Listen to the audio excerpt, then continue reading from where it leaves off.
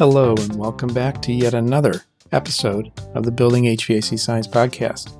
This should be episode 181.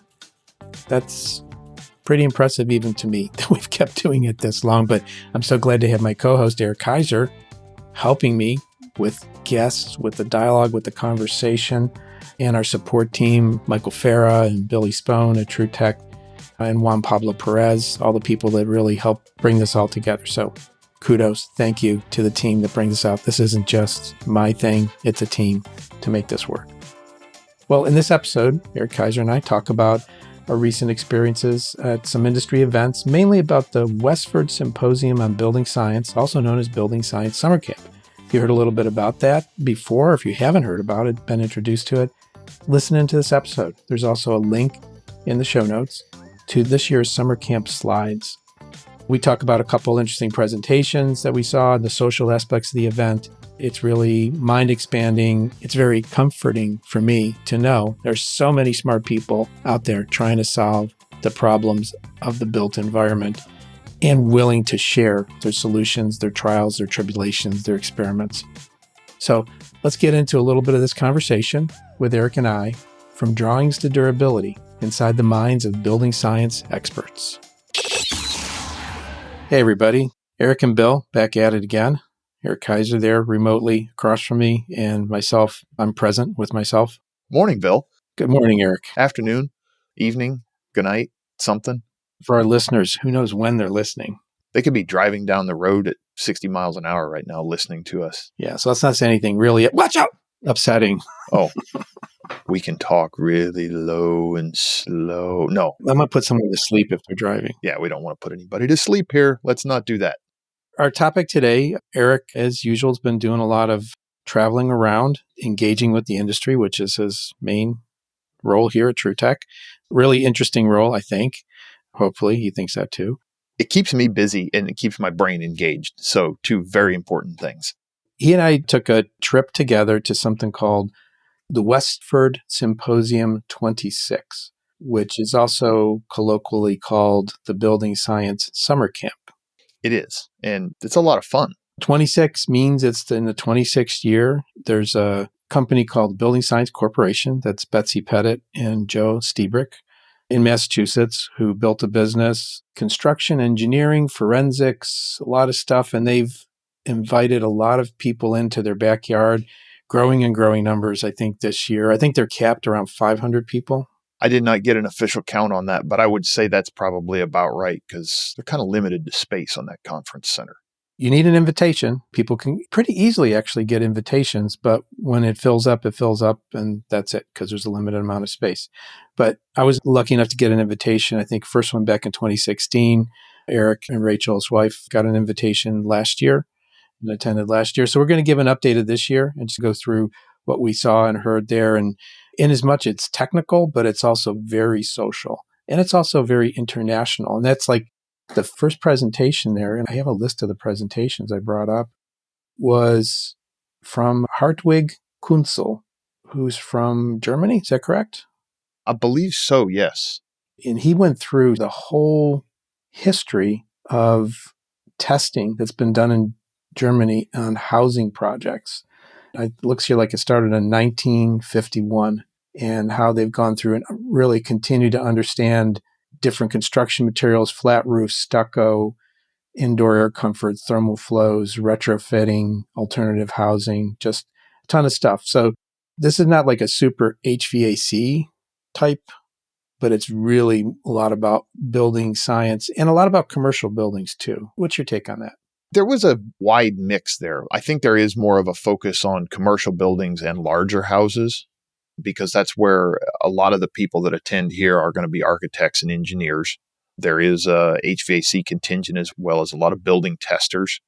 But I see there's a lot of focus around larger buildings where they can make a larger difference really fast with changes in building construction.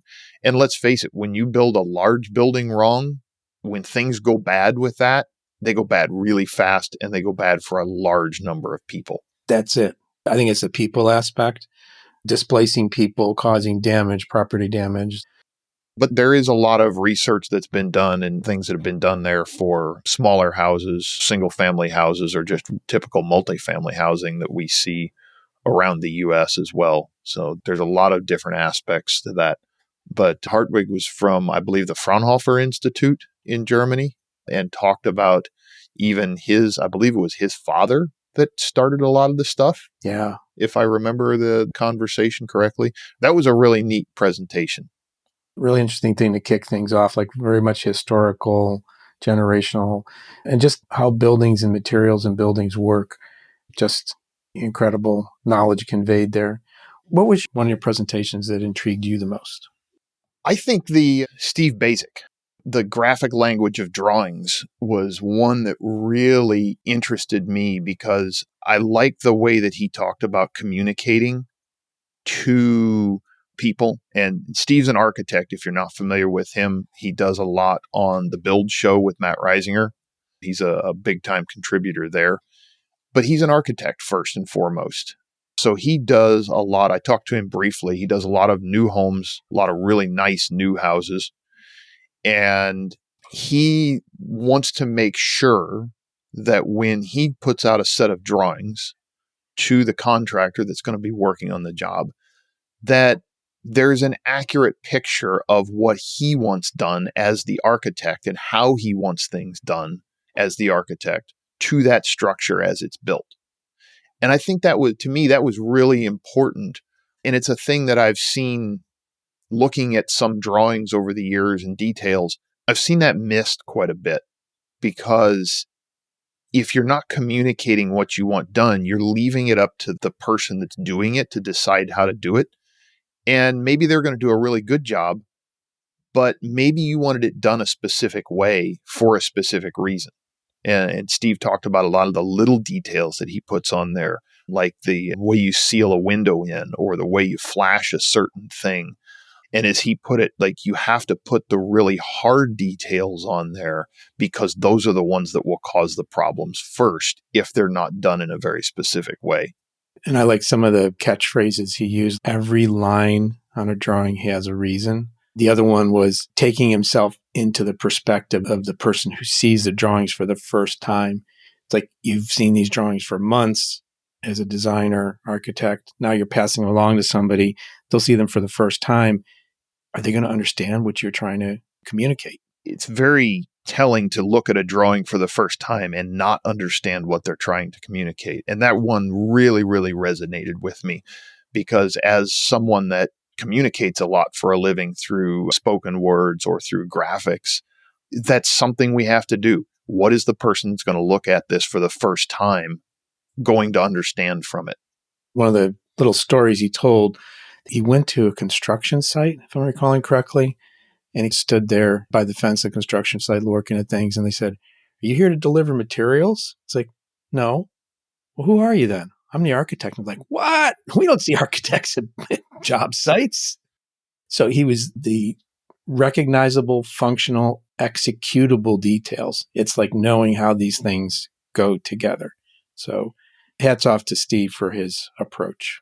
Yes, 100%. Thank you, Steve, for that. That was I don't know if he listens to us or not, but he might not have time with everything else he does. Maybe we can get him on. That would be cool. Yeah. That would be a lot of fun. Okay. All right, Steve, here's your invitation if you're listening, or anyone who knows Steve, but we'll reach out in other ways too. So what about you? What did you like? What were some of the classes you thought were really interesting? The 10-year, 100-year, and 1,000-year building. That was my second choice. Keith Simon did that, right? Yes, Keith Simon did. I took screenshots and sent them to my wife because I think we think this way. We did have designed a house and built it and live in it. And it was a mix between looks and performance. And the way he spoke about fashion is change for its own sake. And that to me says something like just to be different. And performance is the action or process of carrying out or accomplishing an action, task, or function. So it's much more purposeful. So those performance should lead function. And he gave some illustrations of some fashionable designs that just have no function at all. They're just materials that are assembled. That's a lot of the buildings that I look at. And it's funny because a lot of the examples he gave in this presentation, I look at similar things on buildings and go, what were they thinking when they designed this? There was one which he shows a west-facing wall on a building, which is a multi-story, multi-use building where it has stores on the bottom, and I'm assuming some residences up on top. And it's a west-facing wall with what looks like could have been an overhang over the store windows at the bottom because they're all glass. But the designer just put these little thin wires or rails or something on this to make it look interesting, but it has zero functionality. There's no shade. There's no shade. There's no protection from weather like rain or anything like that under this. So it's just an open sidewalk with wires above it. And things like that just baffle me. Another part of this, he gave some different quotes and stuff, but architecture needs to be craft, not art. And that was really in a quote by Henry Glassy. If a pleasure-giving function predominates, the artifact is called art. If a practical function predominates, it is called craft. And I think we probably have a lot of craftspeople listening to our podcast. So kudos to you. That really resonates. Absolutely. There was just so many different things in there that he talked about how a building built to last 100 years will end up lasting 1,000 years, because by the time something lasts 100 years, people are interested in preserving it. Once it makes it past that gate. That's the threshold. One of my very favorite slides in here was actually about the Mormon temple built in Salt Lake City, which I've never visited. Someday I want to go see that just for the architecture. Absolutely. The architect that designed that, or the group that commissioned it, told the architect his design, or the design of the building, was to be designed to last for eternity. How do you design something to last for eternity? If somebody told you that, if you were designing something, a tool or something, and they told you that it was supposed to last for eternity, is that a big weight on your shoulders, you think? Yeah. I think that perspective of try to make it last 100 years and then let the next generations take care of it and honor the execution of it. Yeah, and I think just thinking about buildings and how they're designed, but designing them so that they can be repaired, because we know things fail. But thinking about, can they be repaired downstream? Can they be worked on? Is there a functional component to that? And I think that we could learn a lot from that in the world of HVAC design as well. Absolutely. Can it be repaired? Can it be maintained? Things like that. So there was a presentation by Bruce Harley about load-based testing of heat pumps. That was an interesting one. Bruce has been involved in some projects where they're trying to test heat pumps or test HVAC systems based on real-world loads as opposed to a simulated continuous load in a laboratory environment. So they're looking at how to do this and trying to figure out how to test these heat pumps in a little bit more realistic scenario and see what they do under varying conditions rather than just a fixed set of conditions that's created in a laboratory. It was interesting to see some of the data that they've gotten out of this. It was pretty cool. And that, I think it's going to be interesting to see where it goes. I'm not sure it's quite fleshed out yet, but long term, I think they're onto something there. I talked to Bruce a little bit about it, and it sounds like they have some more testing and some more data to do. But it was really interesting to see that preliminary data coming out and seeing that there is some people out there looking at different ways of testing the operation of this equipment. Yeah, and it's happening, I think, through the CSA. I believe so. And there's a technical committee, SPE07-23. I think that's, I'm going to hack this here. It might be a standard or a test protocol that's been created. But maybe we got to get Bruce on here to explain this.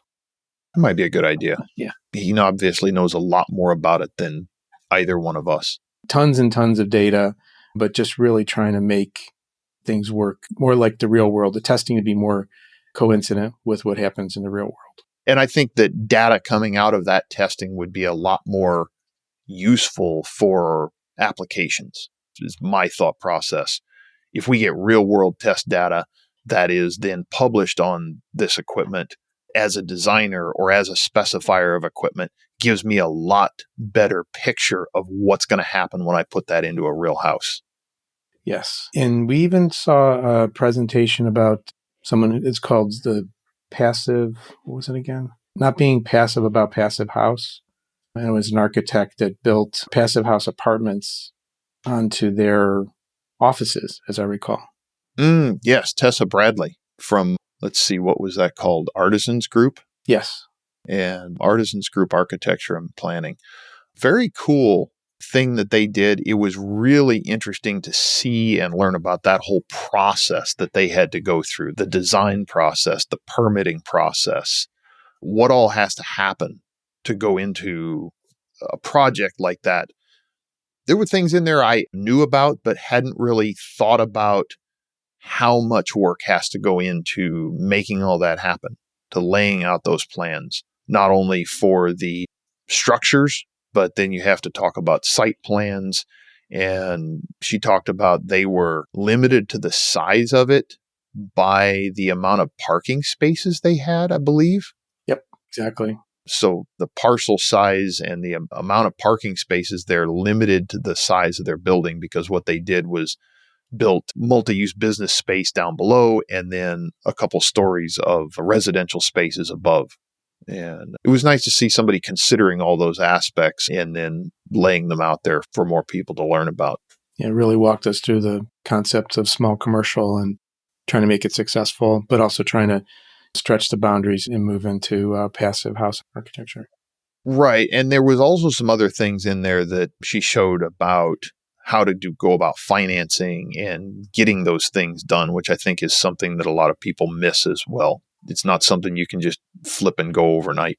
How about on the meeting people, the social side of things?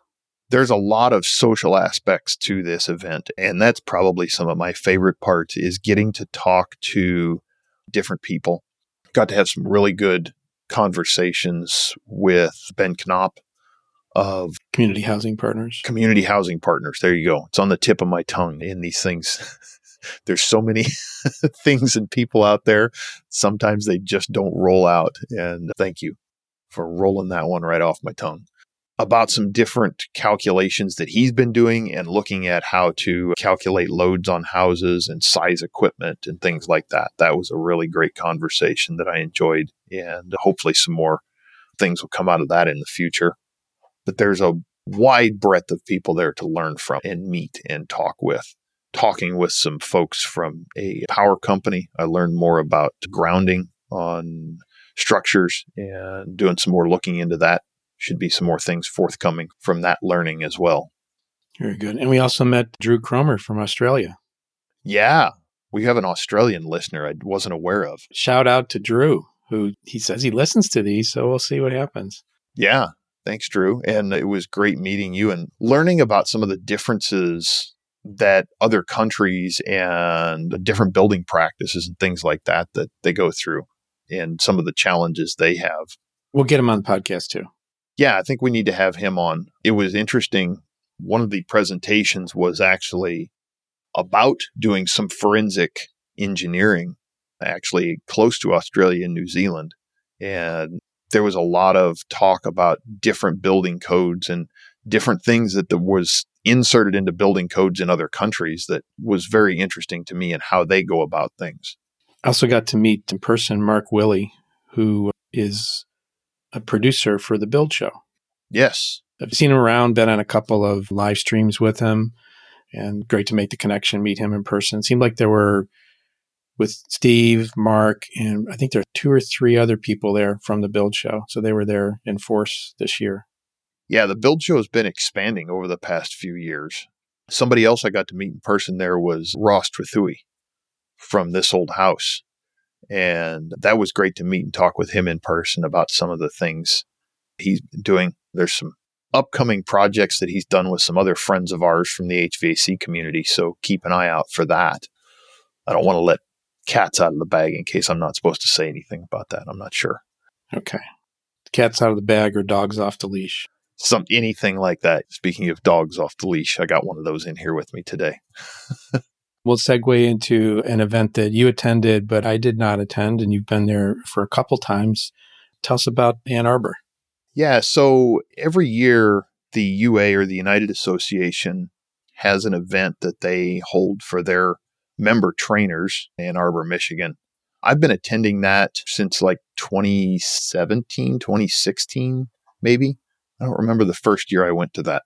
But anyways, I go there, have been going there every year to help with their apprentice competition. So the UA, the unions, have a competition where they bring in their top 6 apprentices they have 5 different specialties in there. And I've been going up there and helping with the apprentice competition and helping to judge that competition for them for quite a while now. It's a lot of fun. And to see their top 6 go through and see what they know, what they learn. And it's really cool to help new people coming into the trade grow like that. And I really enjoy that. But that is only part of the event there. They also do this to bring in a lot of their instructors. The UA does service techs, which is their HVAC part. They also do plumbers, pipe fitters, welders, and sprinkler fitters, I believe, if I'm getting that right, or there are 5 specialties in there. So they bring in instructors from all across their locals, and their instructors come in to get education so that they can go back and then teach that material at their locals. So we've been supporting that for a couple of years now with TrueTech, and it's a good organization. I love to see all the instructors coming in, getting new information to go back and teach new people coming into the trades. You serve as a judge there, right? Yes, I serve as a judge for the apprentice competition, and then I also go into a few of the classrooms and will give short presentations for the instructors and things like that on various topics. Talked a little bit on electrical this year, as well as refrigerant recovery and evacuation and charging in one of the classes. And according to the UA website, they represent 378,000 plumbers, pipe fitters, sprinkler fitters, HVACR service technicians, welders, and pipe liners working in construction throughout North America, US and Canada. So fairly expansive group. And about how many people would you say were there if you had to? I think there's around 3,000 people there total. By the time you get the instructors that are teaching the classes and the apprentices and everybody, there's a large group of people that come together from all kinds of different organizations to help facilitate the apprentice competition. And then you have all the instructors from the locals that are coming in to learn. So. And then the social aspect too, also there's music, there's food and drink. I'm jumping back. I'm like time shifting here. I apologize. Oh, you're shifting back to Westford now. Let's finish up with UA. Okay. So yeah, the UA actually does have quite a few social functions. They sponsor a couple different things. They have a block party that goes on in the middle of the week. I think it's on Tuesday nights in downtown Ann Arbor. And all kinds of people, families and local people, and anybody's invited to go down to that, I made it down there one year, but often by the time I get done standing on my feet all day, the last thing I want to do is go stand on my feet all day longer. So I don't get to make it down to that one very much. And then we'll segue over back to Building Science Summer Camp and the extraordinary food that they serve there. Building Science Summer Camp, it's hard to top that food. They have a group from Texas and Louisiana that comes in every year to cook, and it changes a little bit who the cooks are. We had a couple of good friends in there last year and this year. Chris Hughes from over at the Energy Conservatory was cooking a little bit. And then you got Michael Broussard was in there, and a couple other people that I know were cooking in there. So that's always fun to go see. And Joe and Betsy put up a bunch of tents in their backyard, and you get to sit around and talk. And then inside in one part of their house, they always have the Building Science Boogie Band, which is a good time.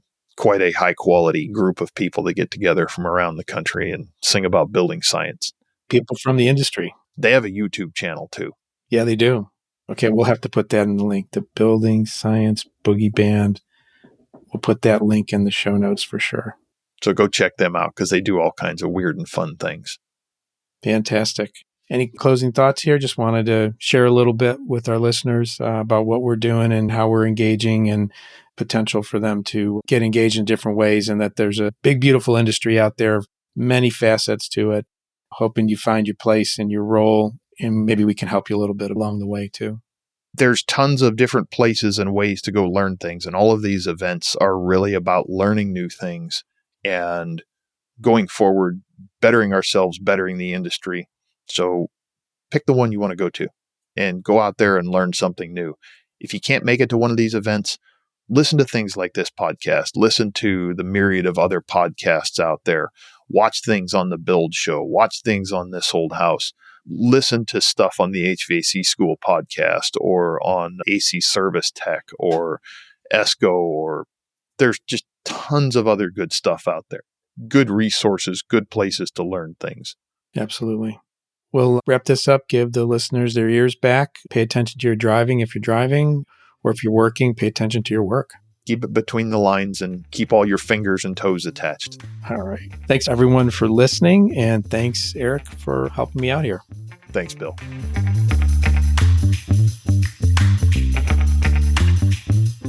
We appreciate your interest in listening to this episode of the Building HVAC Science Podcast. Building HVAC Science is a production of TruTech Tools Limited. In full disclosure, I'm a co-owner of TruTech. And the opinions voiced are those of my guests, my co-host, or myself, depending on who is speaking, of course. And if you're in the market for any tools or test instruments mentioned in the podcast, or just in general for HVAC or the built environment, take a look at what our company, TruTechTools.com, has to offer. TruTechTools.com. And please use the offer code HVACBS for a nice discount. We appreciate you listening. If you haven't subscribed already to the podcast, please do so. And we look forward to having you back again to listen to more on the Building HVAC Science Podcast. Take care.